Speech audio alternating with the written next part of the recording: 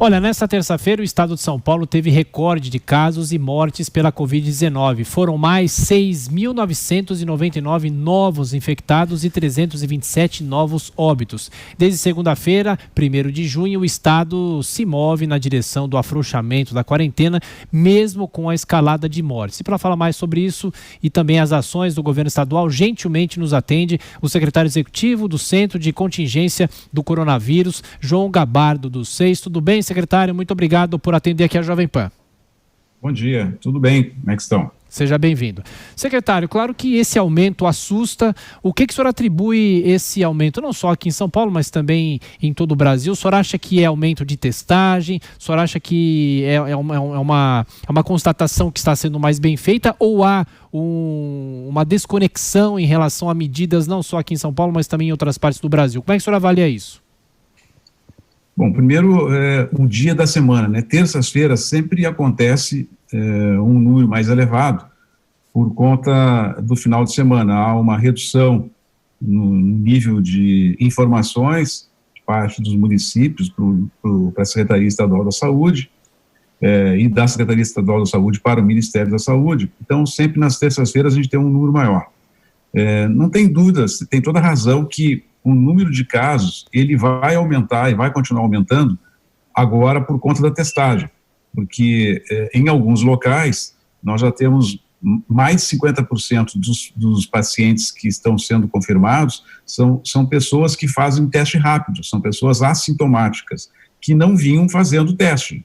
Até então, o teste só era realizado em quem tinha SRAG, né, síndrome respiratória aguda grave, aquelas que iam para o hospital, que internavam, essas é que eram testadas. Agora começa a se fazer testagem também em pessoas com casos mais leves, e algumas até assintomáticas.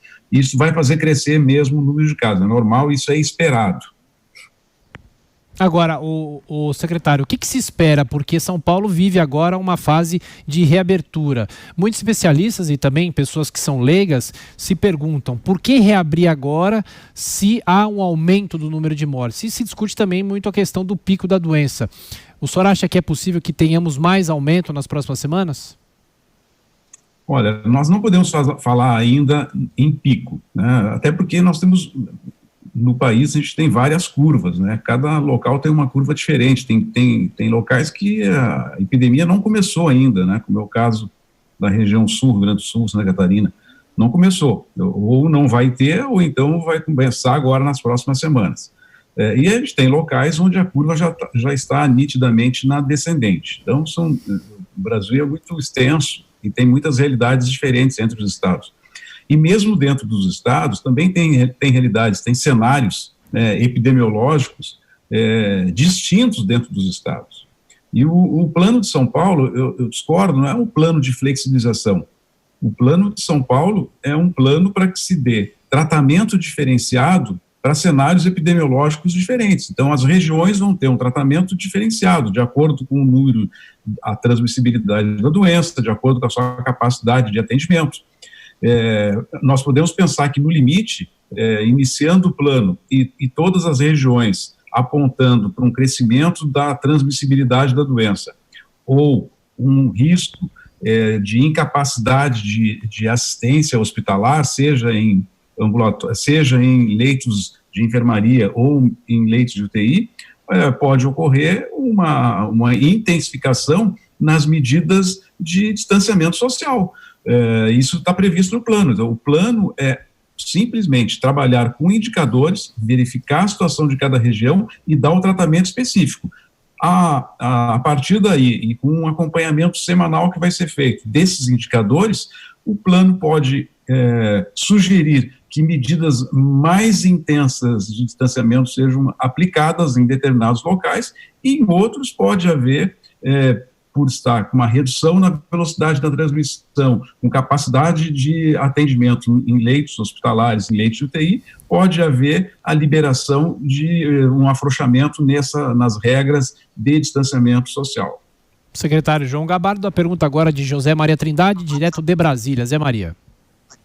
Pois é, secretário, eu tenho dito que só a história vai dizer quem acertou, quem errou e quem foi mais ou menos nesta convivência com o coronavírus, né? Ele tem desafiado a ciência, os profissionais. Eu tenho conversado com profissionais que dizem que há uma melhoria no atendimento, e isso facilita para os profissionais que já estão aprendendo a lidar com o vírus ali minimamente. Outros falam ali da circulação em algumas regiões, como, por exemplo, Santa Catarina, onde não houve a circulação do vírus, enfim, há um aprendizado, mas nós já estamos há 4 meses, mais de 4 meses de convivência com esse vírus. O que o senhor mostra ali como mudança no comportamento, nesta relação, e analisando alguns casos no exterior e aqui no Brasil? O que o senhor descortina aí como novidade, o que se depreende desta situação até agora, depois de mais de 4 meses?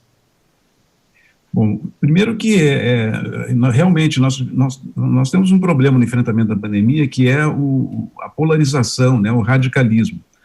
Aquelas pessoas que defendem que há necessidade de um isolamento absoluto, todo mundo tem que ficar em casa e ninguém pode sair, não há a qualquer momento e para sempre, ou pelo menos enquanto a gente tenha aí vacina ou tratamento, ou que a gente possa ter as pessoas já imunizadas naturalmente, o que vai demorar muito tempo, é muito difícil.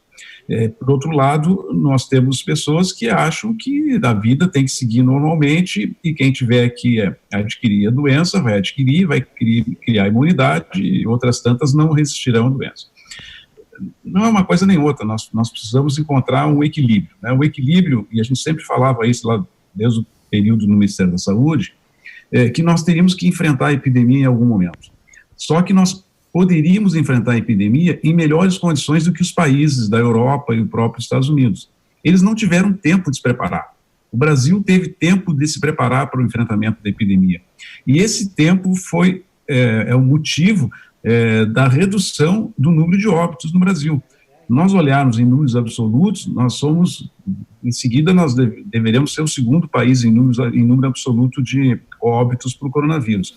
Quando a gente relaciona isso à população, à quantidade de população, se pega o indicador por 1 milhão de habitantes, a posição do Brasil ela é muito melhor que esses países todos da Europa, é melhor que o indicador da França, da Espanha, da Itália, dos Estados Unidos. Só não é melhor do que o da Alemanha. E por que aconteceu isso? Porque a Alemanha tinha leitos de UTI 3 vezes maior, em quantidade maior do que o Reino Unido, a França, a Itália. Então a Alemanha estava muito bem preparada. E aí ela teve condições de fazer um enfrentamento com um resultado muito positivo. O Brasil teve condições de fazer isso, né? Ontem nós apresentamos os dados aqui de São Paulo. São Paulo, antes da epidemia, tinha 3 mil leitos de UTI. 3 mil. E já tinha, na época, antes da epidemia, São Paulo já tinha mais leitos do que a França, do que a Espanha, do que a Itália, com populações parecidas. Nós dobramos o número de leitos. Atualmente, São Paulo tem 6 mil leitos de UTI. Dobrou a capacidade de atendimento. Então, isso significa que um número maior de pessoas podem ficar doentes porque vão ter assistência. Porque esse era o risco. Se nós não fizéssemos o distanciamento social, nós teríamos muitas pessoas ficando doentes ao mesmo tempo, simultaneamente. E aí o sistema iria entrar em colapso. À medida em que nós aumentamos a capacidade de atendimento, dobramos o número de leitos, o Estado adquiriu uma musculatura capaz de dar um atendimento sem que haja, não aconteceu em São Paulo até o momento, não teve óbito em São Paulo por falta de assistência. Isso aconteceu em Manaus, aconteceu em Belém, porque o número de leitos de UTI já era precário, já era insuficiente. Com o aparecimento da pandemia, o número de pessoas que ficou sem acesso aos hospitais foi muito grande, muita gente morreu em casa, inclusive. São Paulo, não. Os óbitos que aconteceram até agora foram evolução natural da doença. Infelizmente, pessoas com algumas comorbidades, doenças crônicas, a idade, pessoas que o seu organismo não tiveram condições de enfrentar esse vírus. Mas não houve nunca óbito por falta de assistência. Então, o que nós aprendemos é isso, que nós teríamos que ter essa capacidade de atendimento e, ao mesmo tempo, tomar todas as medidas para que nós não tenhamos um número muito grande de pessoas simultaneamente doentes buscando os hospitais. porque com o isolamento, com o distanciamento social, a gente diminuiu o número de pessoas doentes num primeiro momento, mas isso tem um custo. Nós vamos enfrentar a epidemia por um tempo muito maior. É o tal achatamento da curva. Secretário, e para a gente fechar, Rodrigo Constantino com a última pergunta. Constantino. Bom dia, secretário. Muito importante isso tudo que você está dizendo e lembrando, né? Porque muitos falam em ciência, e a gente está vendo, como o próprio Zé Maria lembrou, que tem muita falta de conhecimento acerca dessa pandemia aí, muitas coisas mudam rápido, né? Mas a ideia antes era exatamente essa, achatar a curva, ganhar tempo, construir leito para evitar o colapso do sistema. E, ao mesmo tempo, a gente vê muita gente, né, nas redes sociais e em discursos oficiais, quase atribuindo ao presidente ou ao governo federal a culpa pelas mortes e fica numa contagem mórbida, passou de 30 mil, esquece inclusive a relação à população. O Brasil com mais de 200 milhões de habitantes, o senhor mesmo lembrou que nesse critério que é o único válido, o Brasil não está nem entre os 10 piores, e de repente ficam colocando a culpa em quem não está favorável a um isolamento radical. Né? Como o senhor mesmo disse, nenhuma morte em São Paulo se deveu à ausência de leito. O senhor acha que está havendo muito sensacionalismo, muita politização dessa pandemia? Eu não tenho dúvida, eu acho que todos têm o mesmo objetivo. Eu acredito que os governadores, os prefeitos, o presidente da República, todos têm o mesmo objetivo, é reduzir o número de óbitos, é ter a melhor capacidade de enfrentamento à doença.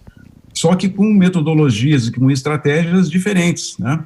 E o radicalismo, como tudo na vida, né, no Brasil, Constantino, tem sido muito negativo, né? As pessoas radicalizam muito o discurso e se posicionam sempre nas extremidades, né? Ou é isso ou é aquilo. E na verdade, a gente está vendo que o enfrentamento da epidemia nos ensina muita coisa. Ninguém sabia, ninguém tinha conhecimento, nunca tinha sido feito medidas tão drásticas de isolamento social como se fez para o enfrentamento do coronavírus. Nós estamos todos aprendendo com esse vírus. A gente falava no início que a curva só ia ficar descendente, só iria diminuir o número de casos quando nós tivéssemos 40%, 50% das pessoas já imunizadas, né, com anticorpos. E não é isso que está acontecendo. Nova York teve o que teve, e Nova York tem 21% da população imunizada. Tem 80% dos nova-iorquinos que ainda não tiveram contato com o vírus. Mesmo em Manaus, Belém, é 20%, 24%, 25%. Aqui em São Paulo, apenas 3% tem anticorpo para o vírus. 97% da população ainda não tem. Então, nós vamos ainda enfrentar essa epidemia por um bom tempo. Agora, nós temos que ter inteligência para poder enfrentar essa epidemia da melhor forma possível, com maior segurança para as pessoas, com menor risco para elas, mas ao mesmo tempo fazendo que determinadas atividades já possam começar a iniciarem a funcionar. João Gabardo dos Seis, secretário executivo do Centro de Contingência aqui do Coronavírus do Governo do Estado de São Paulo. Mais uma vez, secretário, muito obrigado pela atenção, pela gentileza, pelas explicações. Até a próxima. Obrigado, eu agradeço a oportunidade.